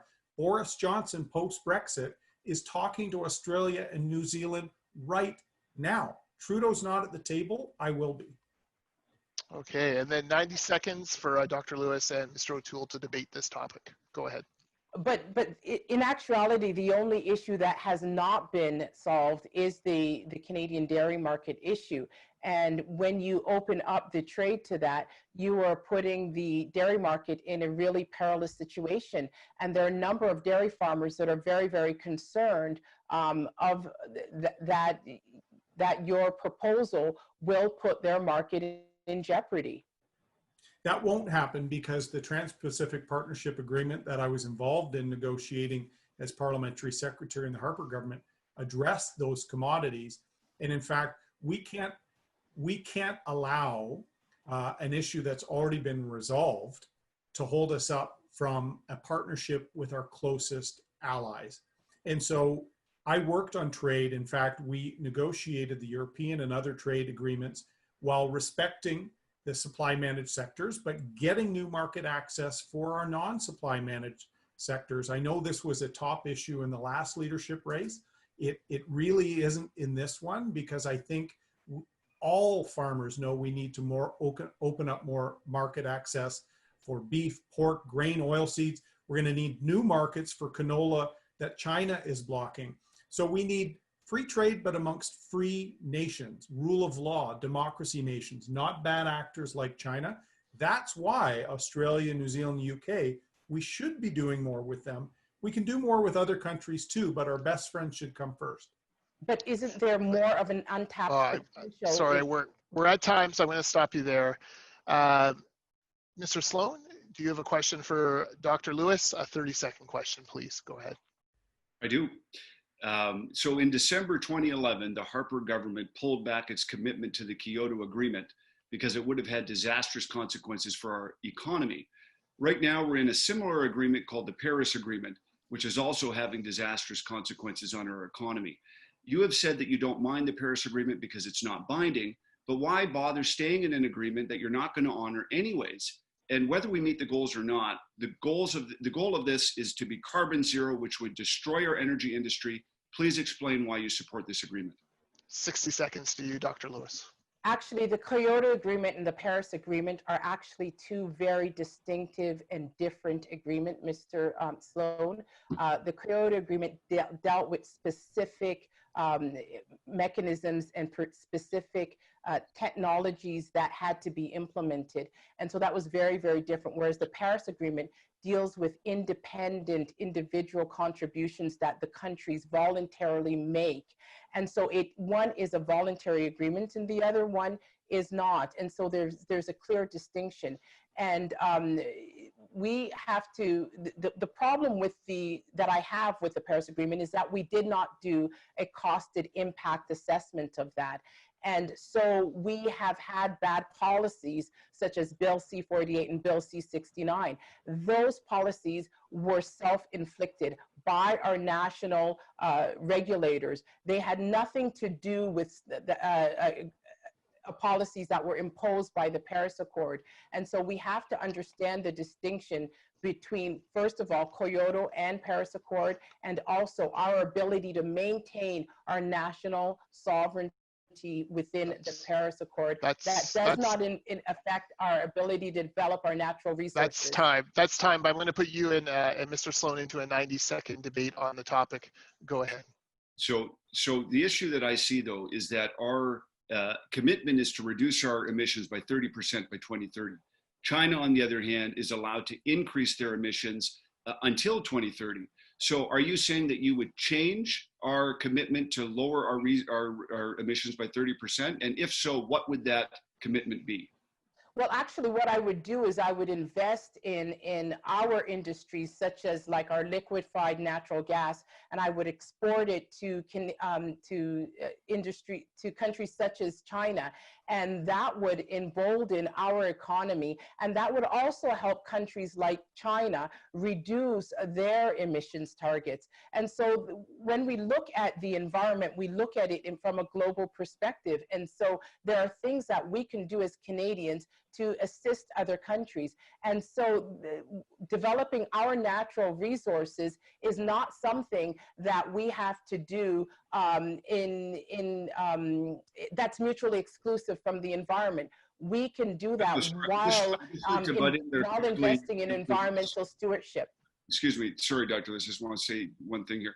So the issue, I totally agree with you that we need to export our liquid natural gas, but it is a myth that exporting liquid natural gas will actually impact our Paris commitments. It will help China, but it doesn't help us. We're selling it to them and they're using it. And it's the idea that we can export our natural gas and meet Paris is an absolute myth. And then that's time on this topic. Thank you both. For our final question in this round, Mr. O'Toole, you have 30 seconds to ask a question of Mr. Sloan. Thank you. Mr. Sloan, as you know, for many years, I've been quite critical of the UN and particularly the Trudeau obsession for his Security Council bid that had him cozying up to dictators, letting down our allies, and still losing. A typical liberal trifecta there, losing, letting our allies down, and adding to the corruption of the regime. I've talked about holding back UN dues and UN reform. What are you saying that's different than what I've been proposing for several years? And 60 seconds to you, Mr. Sloan. Well, I agree with you on that. I have gone so far as to say that other organizations which are in the UN sphere, like the World Health Organization, should be defunded until it is clear that they are not politically implicated to countries like China. I also believe that we need to pull out or take our signature away from things like the UN Mass Migration Compact. We certainly should not be legislating the United Nations Declaration on the Rights of Indigenous People into law. I agree with you that we need to be hold a healthy skepticism for the UN and what they're doing. You made a comment earlier about it being filled with bad actors who want to impose rules on others, but they don't want to stand up to it themselves. So I think we do need to be very skeptical on these particular issues. And yes, we need to reduce funding. And I'll talk about that a little bit more in our 90 seconds. Perfect. And let's set the 90-second clock now. And Mr. O'Toole, Mr. Sloan, go ahead. So I met with some charities who typically receive government funding, and they actually, believe it or not, in the in the money gone wild era of Justin Trudeau, they said that their government funding was actually way down. And I said, well, why is that? And they said, well, actually, Justin Trudeau has taken a lot of money that typically would go to Canadian charities, and he's giving it to the UN. And we have seen time and time again, taking that money and using it to try and buy access and get certain appointments there. And of course, they failed. But it is absolutely disgusting that we're doing that. And thank you for bringing that up and asking me. Yeah, no, it's amazing they would take funds away from real development aid, often run by faith organizations or related service club organizations, and give it to certain UN things as part of his bid to get the seat. Specifically, I talked about holding back funding from UNRWA and from other agencies. I've also said that peacekeeping is profoundly broken. I know many veterans from Rwanda that have operational stress injuries from the fact the UN failed there to protect the soldiers and to prevent a genocide. What do you think about the withholding of dues from agencies to clean up their act? I think we need to always have that as a tool on our table, and I think that's a great idea. And we can use it, like I said, in universities that are protecting free speech, all the way to the UN. Thank you both. Excellent. All right. The candidates are about to make a final 1-minute statement, a pitch to us, the voters. But before they do, I just want to make sure I thank the candidates for being here tonight. I want to thank the 42 British Columbia Conservative Party of Canada EDAs for coming together and doing this. The volunteers technically who have helped put this together behind the scenes. I can tell you this is very much a grassroots effort, and it's been exciting to be a part of it. And I want to thank them for asking me to moderate, and especially to you, the viewers, those of you who have stuck through and listened to the answers to these questions. I hope it's been as helpful to you as it has been to me. The closing statements, we're going to start with you, Mr. O'Toole. 1 minute, please. Thank you, Jordan. Thank you to the BC EDAs. We need to pick a leader that will unite this party. Peter MacKay started this race by suggesting social conservatives and some other people that didn't share his view on issues would not be welcome. That's not the sign of a leader. I'm the only candidate in this race that can not only beat Peter MacKay and keep our party united, but can win the next election. So unity, having a true blue leader, and somebody that can win where we really need to win. I've won 3 times in the Greater Toronto area. I will win again in that region, building on much of the success Premier Ford has had in Southern Ontario. And the route to power is also through British Columbia. I've helped dozens of ridings on the island, in the Fraser Valley, the Okanagan, Prince George, in and around Vancouver. It's a very important province. If we get the balance right in BC and in Ontario, we will form the next government. We will get our country back on track. I'm ready to go. I need your support. Thank you, Mr. O'Toole. Mr. Sloan, your 60 seconds. I'm the strongest candidate when it comes to conservative principles. We need to have commitments to the family, national sovereignty, free speech, and individual liberty. And I'm the only candidate, as I've said, who will pull us out of the Paris Agreement and block all forms of carbon pricing. I am the strongest candidate against cancel culture. I will never block nomination candidates for their beliefs, police people's speech, or make conservative MPs apologize for being conservative. I will defund the World Health Organization. I will scale back funding for the UN. I will reduce immigration to 150,000 people a year and put a moratorium on foreign real estate purchases. I'm the only candidate who will replace the Firearms Act, repeal all liberal gun grabs, and entrench a right of self-defense in Canadian law. I have proven I will never back down to the media. I will not compromise our message. I'm the most electable. And I've said from the beginning, we need strong answers to all issues facing Canadians, not just the economy, but other issues as well, such as housing, poverty. Thank you. Thank you. Thank you very much. And Dr. Lewis, 60 seconds to you. Thank you. Thank you so much.